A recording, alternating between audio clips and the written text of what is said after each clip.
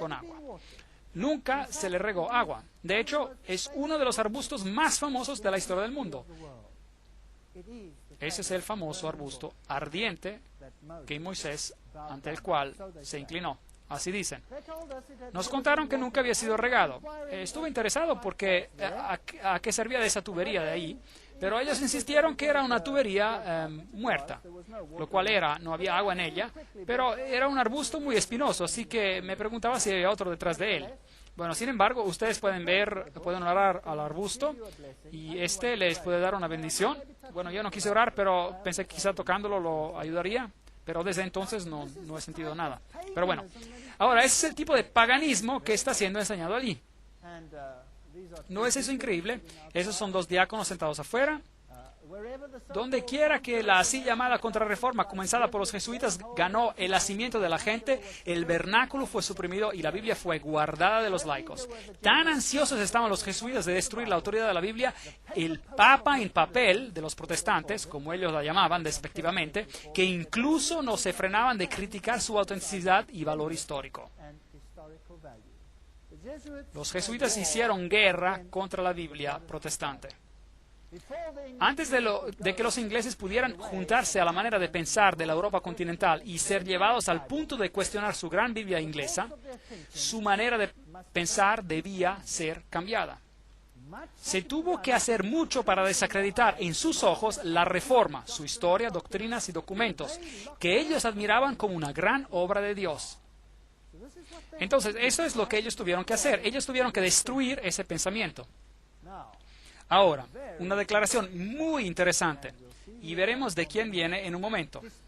A pesar de toda la persecución que ellos, los jesuitas, han tenido que enfrentar, este es un escritor católico que escribe, ellos no han abandonado Inglaterra, donde hay un mayor número de jesuitas que en Italia. Tomen apunte, un mayor número de jesuitas que en Italia. Hay jesuitas en todas las clases de la sociedad, en el parlamento, en el clero inglés, entre los laicos protestantes, hasta en las estaciones más altas. No podía comprender cómo un jesuita podría ser un sacerdote protestante o cómo un sacerdote protestante podría ser jesuita. Pero mi confesor silenció mis escrúpulos diciéndome, omnia munda mundis. Y ese es San Pablo, que se convirtió en judío para salvar a los judíos, y no era ninguna maravilla, por lo tanto, que un jesuita se fingiera ser protestante para la conversión de los protestantes. Pero preste atención, le ruego, para descubrir acerca de la naturaleza del movimiento religioso en Inglaterra llamado puseísmo. El clero inglés era antiguamente demasiado adjuntado a sus artículos de fe para ser sacudidos de ellos. Usted hubiera podido emplear en vano todas las maquinarias utilizadas por Bossuet y los jansenistas en Francia. Eran los que estaban, usted sabe, detrás de la Revolución Francesa, los jesuitas y todos ellos, para reunirlos a la Iglesia romana. Así que los jesuitas de Inglaterra probaron otro plan. Esto era para demostrar desde la historia y desde la antigüedad eclesiástica la legitimidad de las costumbres de la Iglesia inglesa, de donde, con esfuerzos de los jesuitas escondidos entre su clero, se levante una atención cuidadosa, estudiosa a la antigüedad cristiana. ¿Quién escribió esto? ¿Quién escribió que los jesuitas eran los sacerdotes en las iglesias protestantes? Era Descantes, sacerdote en Roma, profesor de teología, censor oficial teológico de la Inquisición. El hombre mismo nos dice que era así. Ahora, el romanismo es conocido por haber entrado recientemente a la Iglesia de Inglaterra. Antes del 1833, si usted sostuvo una misa como la se sostiene hoy, eso hubiera sido anatema. Si usted hubiera hecho y dicho las cosas que se dijeron en ese entonces, eso hubiera sido anatema. Luego las cosas cambiaron. Newman, el líder del movimiento Oxford, de regreso a la iglesia romana, solamente a través de la iglesia inglesa puede usted actuar sobre la nación inglesa. Deseo, por supuesto, que nuestra iglesia sea consolidada con y por y en su comunión, por el bien de la iglesia y por el bien de ustedes, y por el bien de la unidad. Él y sus asociados creían que el protestantismo era el anticristo. Muy bien. Faber, uno de los asociados de Newman, y él también hacía parte del movimiento de Oxford, dijo, el protestantismo está muriendo. Lo bueno que está en él está, por la misericordia de Dios, siendo recolectado en las cosechas de Roma. Toda mi vida, Dios mediante, será una cruzada contra la detestable y diabólica herejía del protestantismo. Entonces aquí hay una guerra en la iglesia inglesa. Yo creo, dice él, que el anticristo será el infiel y se levantará fuera de lo que se llama el protestantismo. Él está justo diciendo las cosas al revés. Y la iglesia de Roma e Inglaterra serán unidas una sola para oponerlo. Qué cosa fascinante. Apocalipsis 13:18, ellos lo cambiaron. Ellos no cambiaron el número 666, pero en la versión revisada ellos tienen una nota al pie de la página que dice que su número es 616. Solo por motivos de interés. Ahora hablemos de estos dos caballeros, Westcott y Hort. Esos son los que escribieron, basados en los manuscritos antiguos, el texto griego sobre el cual todas las traducciones modernas están basadas. ¿Quiénes eran estos dos caballeros y en qué creían?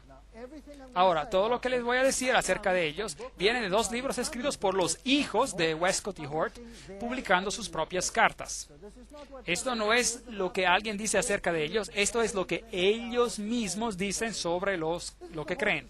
Esto es la fuente original. Es maravilloso tener citas como estas, y ellos probablemente desearían nunca haber escrito lo que escribieron después de esta conferencia. Hort, como también Westcott, rechazaron la idea de la infalibilidad de la Biblia, y Hort llamaba la doctrina de la expiación sustitutiva de Jesús, que Jesús murió por ti, él lo llamaba inmoral, y él negaba que el Génesis fuese historia real, y elogiaba a Darwin, y él negaba la divinidad de Cristo. ¿Eso suena familiar? ¿Quiénes eran esas personas? El profesor Westcott y Hort. Westcott nació en 1825 y Hort nació en 1828. Eran miembros de la iglesia ancha o iglesia alta de la iglesia de Inglaterra. Se convirtieron en amigos durante sus días de estudiantes en la Universidad de Cambridge. Trabajaron juntos. Westcott se convirtió en el obispo de Durham y Hort es mejor reconocido como el profesor de divinidad en la Universidad de Cambridge. Bueno, sus doctrinas son tan jesuitas que no me sorprendería si ellos eran dos de estos caballeros ilustres.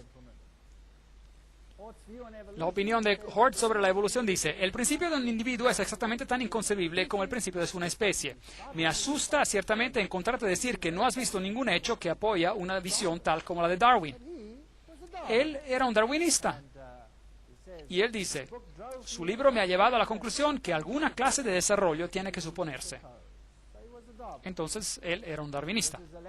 Esta es una carta de Hort a Macmillan y que escribe otra última palabra en Darwin.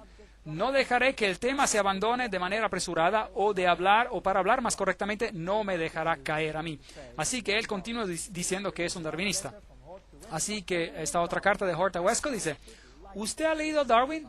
¿Cómo debe tener gusto de hablarle acerca de esto? Y otra carta a Ellerton, pero el libro que más me ha involucrado es el de Darwin.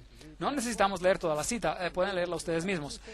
Él dice que los argumentos de Darwin son irrefutables, sin poder de ser respondidos. En otra carta de Hort a Ellerton dice, no tenía ninguna idea hasta las últimas semanas de la importancia de los textos. Esos son los nuevos textos que ahora han sido encontrados. Habiendo leído tan poco del Testamento griego y habiendo tenido que seguir con el malvado texto Receptus. Así que él llama el texto recibido malvado. Piense en ese vil Textus Receptus. ¿No suena como un jesuita que odiaba el texto recibido? ¿Quién lo llamó ese áspide, esa serpiente? Inclinando enteramente en manuscritos más recientes. Ahí viene su argumento de que el texto sinaítico era más temprano. Es una bendición de que haya manuscritos tan tempranos.